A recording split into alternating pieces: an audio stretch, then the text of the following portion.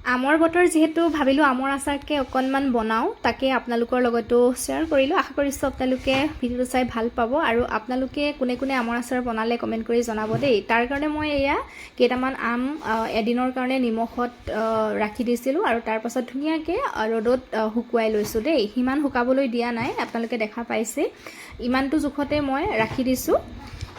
আনফালে এয়া মই মছলাখিনি ৰেডি কৰি লৈছোঁ। পাঁচফোৰণ লৈছোঁ, ইয়াত মিক্স আছে গোটেইখিনি, বগা সৰিয়হ, ধনিয়া গুটি, কালজিৰা এনেকৈ কিবা কিবি মিক্স আছে। তথাপিও মই ৰঙা সৰিয়হ কেইটামান লৈছোঁ আৰু শুকান জলকীয়া কেইটামান, লগতে জিৰা আৰু চফ আৰু আজৱাইন কেইটামান লৈ লৈছোঁ। আৰু এইখিনি এতিয়া মই ধুনীয়াকৈ অকণমান গৰম কৰি ল'ম। গৰম কৰি ধুনীয়াকৈ পিচি ল'ম। মছলাটো এনেকুৱা জোখত ৰাখিম মানে সিমান যাতে মিহি হৈ নাযায়, অলপ খহটাকৈ ৰাখিম, তেতিয়া মানে ভাল হয় আচাৰৰ কাৰণে। আৰু এইফালে দেখা পাইছে মই এইটো জোখত মছলাখিনি পিচি ল'লোঁ আৰু এতিয়া ধুনীয়াকৈ পেন এখনত এয়া তেল অলপ দিছোঁ। বেছি তেল দিয়া নাই দেই, প্ৰয়োজন হ'লে মই পাছত দিম।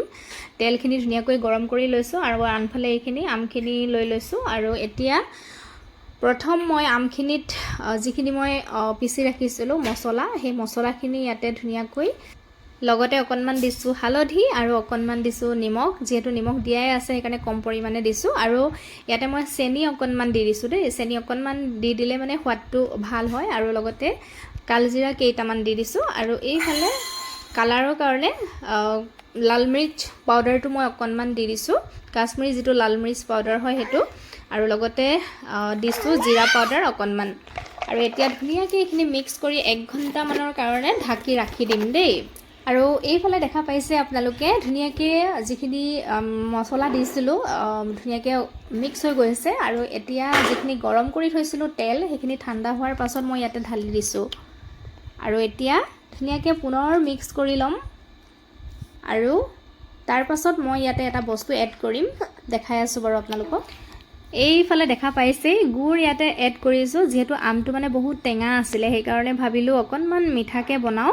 আপোনালোকে আধা চেনি আধা গুড় তেনেকৈও ব্যৱহাৰ কৰিব পাৰে। মই চেনি অকণমানহে দিছোঁ কিন্তু গুড়টো বেছিকৈ দিছোঁ। আৰু এতিয়া চাওক ইমান ধুনীয়াকৈ মিক্স হৈ গৈছে নহয়। আৰু এতিয়া আচাৰখিনি পুনৰ ঢাকি ৰাখি দিম 1 ঘণ্টামানৰ কাৰণে। তাৰপাছত এতিয়া যেনেকুৱা দেখিছে তাতোতকৈ মানে ধুনীয়াকৈ মিক্স হৈ ইমান ধুনীয়া হৈ পৰিব। আপোনালোকক মই ফাইনেল লুকটো দেখাই আছোঁ বাৰু। আৰু এইফালে চাওকচোন 1 ঘণ্টাৰ পাছত ইমান ধুনীয়া হৈ পৰিছে, মানে ধুনীয়াকৈ গোটেই বস্তুখিনি আমখিনিৰ লগত মিলি গৈছে। আৰু যিহেতু গুড় দিয়া আছে সেইকাৰণে কালাৰটো বেছি ধুনীয়া হৈছে, একেবাৰে বজাৰৰ পৰা অনা মানে আচাৰ নিচিনা হৈছে। আপোনালোকে বাৰু কেনেকৈ বনায় কমেণ্ট কৰি জনাব দেই। আৰু এনেকৈ বনালে একচুৱেলি বহুত দিনলৈ ভাল হৈ থাকে। আৰু মই এতিয়া চিচাৰ বৈয়াম এটা ইয়াত ধুনীয়াকৈ লৈ লৈছোঁ। আৰু শুকানকৈ মচি ল'ব লাগে যাতে পানী লাগি নাথাকে। শুকানকৈ মচি বৈয়ামত এয়া ভৰাই দিলোঁ। চাওক এয়া মানে একদম সম্পূৰ্ণ ফুল নহ'ল আৰু অকণমান কম হ'ল, ইমানখিনিয়ে বনালোঁ। আৰু এইখিনি এতিয়া বহুত দিন যাব আৰু বহুত দিনলৈ একোৱেই নহয়, ভাল হৈ থাকিব।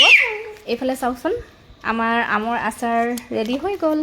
আজি ভিডিঅ'টো সেয়াই আছিলে। আশা কৰিছোঁ ভিডিঅ'টো চাই ভাল পালে। যদি ভাল পালে লাইক শ্বেয়াৰ কমেণ্ট নকৰাকৈ নাথাকিব। আজিলৈ আহিছোঁ, বাই বাই।